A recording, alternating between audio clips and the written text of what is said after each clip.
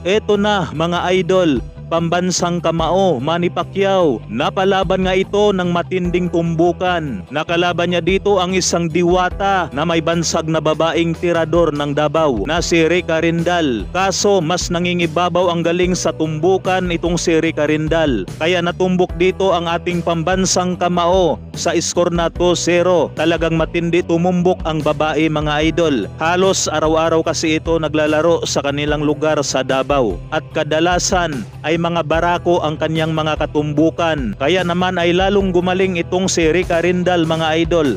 Hasang-hasa sa araw-araw. Samantala, Miel Fajardo, lalong umingay ang kanyang pangalan. Pagkatapos nga po nito baklasin sa loob ng round 1 ang kanyang nakalaban, ang tinaguriang angas ng Cebu na si Gabonilas. Mensahe ko naman kay Gabonilas mga idol, bumalik ng mas matindi katulad kay Manny Pacquiao noong 1996 kung saan ay nalasap nga po nito ang unang talo sa kamay ni Torre Campo. Talagang halos di makatayo dito si Pacman mga idol sa matinding bayo ni Torre Campo. Subalit matapos malasap ang kanyang matinding talo ay bumalik ito sa blow by blow na mas halimaw at nakakatakot. Halos bagsak ang mga kalaban ni Pacquiao sa kanyang muling pagbabalik.